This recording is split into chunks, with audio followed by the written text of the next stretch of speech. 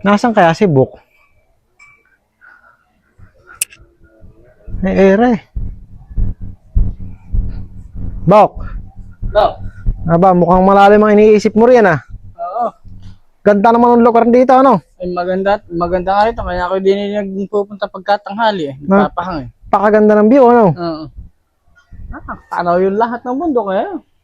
Nung kayang may mga giyera, Bok, matitindi siguro nagpapabari lang dyan, no? Sa mga kabundukan na yan, no? Ay, matindi pagsabog nga nung nagaganap nung mga nakaraang gera, yung World War II na sinasabi. Ay, di ko pa Yung nag-ano yung mga Hapon. Oo.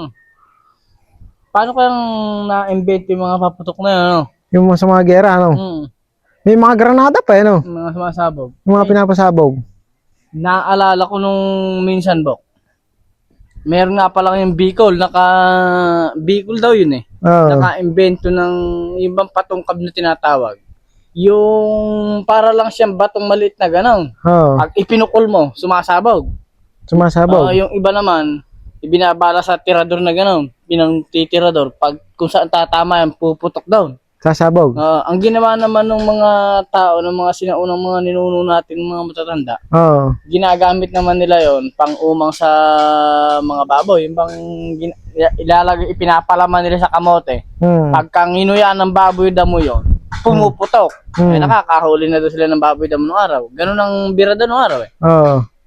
Ngayon, nag-umang daw itong isang matanda ng kuwan ng mga ganun nga. Minsan ay sa mga bulok inilalagay, sa mga bagong ganun eh. Doon inilalagay eh. Para pag naamoy ng baboy, ngunguyain ng ganun. Kasi sabog, eh di makakakananga naman. Isang pagkakataon naman, nakalagay sa supot yung bagong. May napadaan namang bayawak. Yung bayawak, yung mga gubat na akala mo buhaya. Bayawak tawag eh. Ngayon, nilunok iring supot na may lamang patungkab.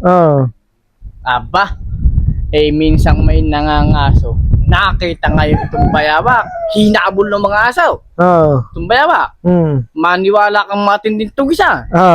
Yung bayawak siguro sukol na eh. Alang tataka si bayawak eh. Nagtalbog ngayon doon sa may layaw. Ang ginawa ng tao, sinisade. Sinundan ng lumundag rin doon sa may tubig, sa layaw. Saka sinisid yung bayawak.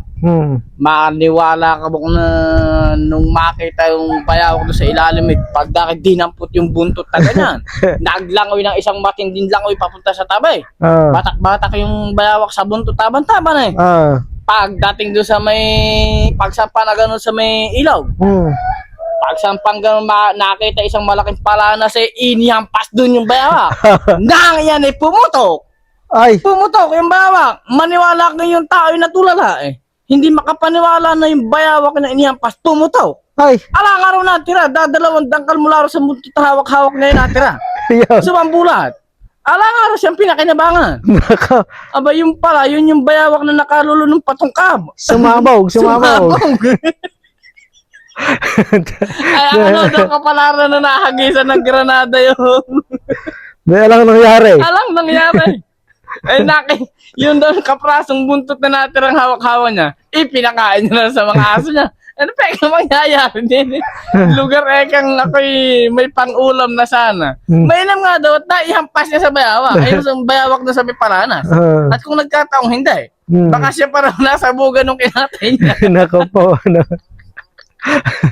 Putok. Hindi ayaw siya.